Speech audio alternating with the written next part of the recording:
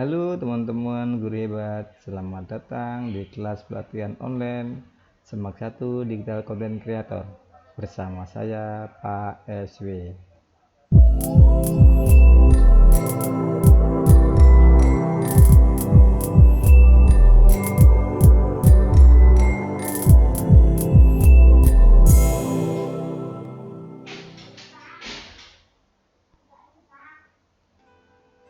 Kali ini kita akan menjelaskan bagaimana langkah-langkah pengambilan gambar. Setelah sebelumnya sudah saya jelaskan bagaimana kita mempersiapkan terlebih dahulu sebelum pengambilan gambar, yaitu mempersiapkan alat-alatnya dan materi apa yang harus disiapkan.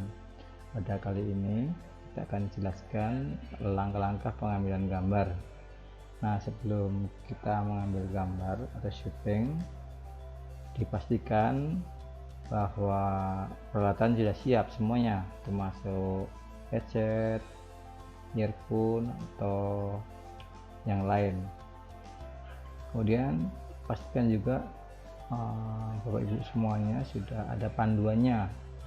Panduan ini dalam arti punya semacam storyboard atau mungkin catatan dalam selembar kertas atau beberapa lembar kertas yang menjadi panduan ke semua supaya bisa berbicara, menyampaikan materi dengan step by step dari awal hingga akhir.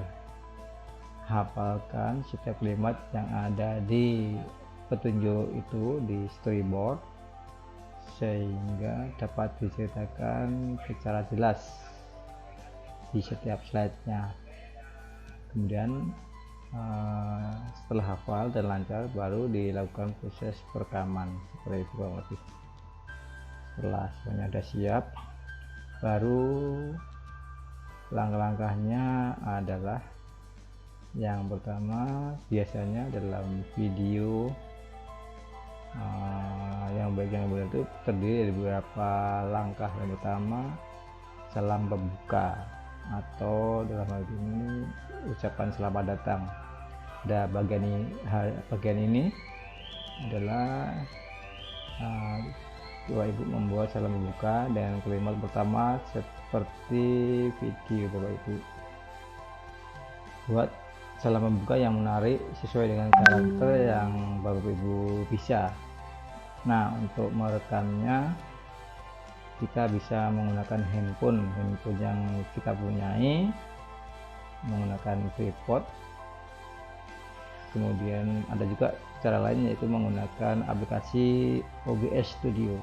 Ini aplikasi bisa diinstal di laptop kita masing-masing tanpa kita harus menggunakan handphone. Jadi aplikasi ini bisa diinstal di laptop kita masing-masing. Jadi seperti yang saya lakukan ini adalah menggunakan OBS Studio.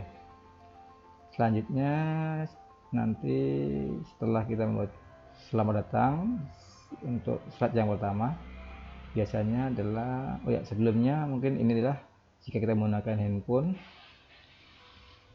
rasio atau resolusi format video yang dihasilkan menggunakan handphone sebaiknya gunakan handphone landscape ya, dengan ukuran 16x9 ya. Cara pengambilan ini adalah handphone dimiringkan, jangan berdiri ya, supaya nanti kalau diupload di YouTube sesuai dengan format yang di YouTube, dengan lebar kali tinggi ya, seperti itu. Kemudian saat berbicara di depan kamera, tetap permata jangan lihat ke layar HP. Jadi jangan lihat ke bawah atau ke kanan, tapi lihat di kamera laptop atau kamera di HP, supaya mata kita selalu tertuju pada audien. Kemudian saat merekam video selalu posisikan smartphone seperti di atas landscape ya, seperti yang tadi ya sudah saya jelaskan tadi. Kemudian yang kedua, setelah kita membuat slide untuk selamat datang, selanjutnya adalah membuat intro video. Nah, intro video itu biasanya adalah animasi yang bergerak yang memunculkan nanti identitas video kita ya. Nah, biasanya bisa menggunakan fasilitas template intro video ya. Software ini bisa dipakai secara online. Bapak Ibu nanti bisa searching aja di Google Chrome, ketik aja template intro video, nanti di sana ada banyak aplikasi. Nanti akan saya kasih link di bawah ini untuk template intro video yang online dari internet. Kalau misalnya pakai handphone, kita bisa menggunakan membuat intro video ini menggunakan intro maker, bisa di download secara gratis. Selain itu ada animated text, kemudian Canva juga bisa, KineMaster juga bisa ya. Nah, ini semuanya free. Nah, kemudian untuk yang template dari internet untuk membuat intro video itu bisa diklik nanti di sini. Yang pertama +it ya, +it ya, .net. Kemudian yang lain nanti ini linknya, nanti Bapak Ibu bisa klik di materi di Google Classroom, linknya seperti ini. Nah, bisa searching aja, nanti ketik aja, nanti akan muncul beberapa link yang menunjukkan dimana kita bisa membuat template ini. Kemudian bisa juga di Philosophy, Render Forest, di Canva juga bisa membuat intro video ini seperti itu. Nanti kita belajar bersama-sama menggunakan salah satu yang di sini, bagaimana supaya video kita menarik sehingga ada intro videonya.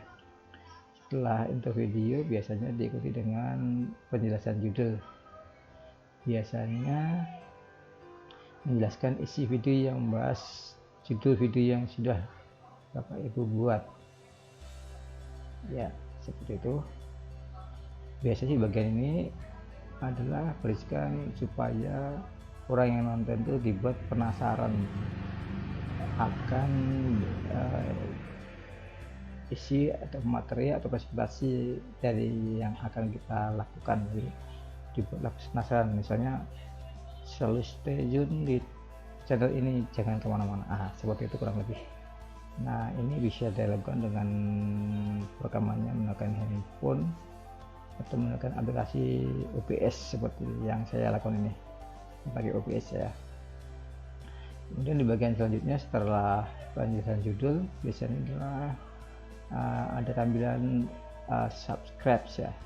Nah, biasanya ini kalau untuk channel-channel YouTube biasanya ada silakan subscribe, like, dan share ke teman-teman ya, seperti itu ya. Nanti kalau mau kita belajar bagaimana mengambil ini ya, atau mungkin supaya follow di Instagram atau Facebook seperti itu. Ini bisa di download biasanya ya dari internet untuk program subscribe ini. Nanti kalau terlalu panjang bisa dipotong. Jadi kita belajar bersama-sama bagaimana membuatnya. Kemudian selanjutnya presentasi, ini yang bagian utama. Ini adalah presentasi dari PPT yang kita punya ya, materi pelajaran apa aja ya, misalnya materi apa yang Bapak Ibu ampu itu dijelaskan secara runtut dari awal hingga akhir, seperti halnya kalau Bapak Ibu menjelaskan di kelas, dari pertama menjelaskan apa itu materinya, KD-nya, tujuan yang akan dicapai apa, kemudian menjelaskan setiap detail-detailnya itu Bapak Ibu bisa buat menggunakan PowerPoint biasa, kemudian nanti direkam menjadi video dengan kualitas yang ada di PowerPoint 2016 ke atas ya.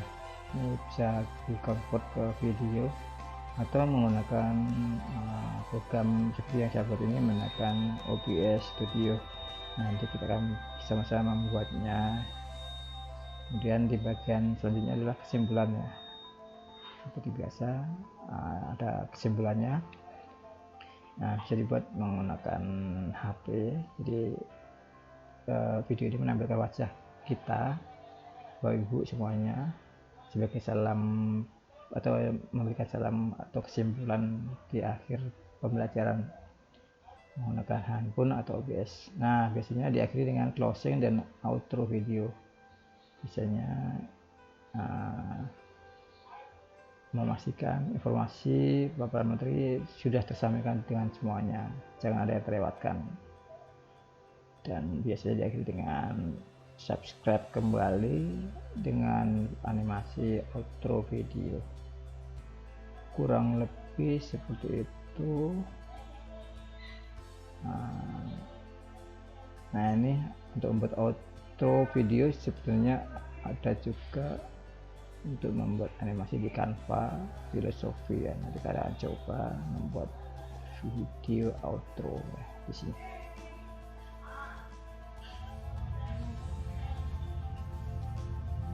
Kurang lebih seperti itu yang bisa saya sampaikan, semoga bermanfaat.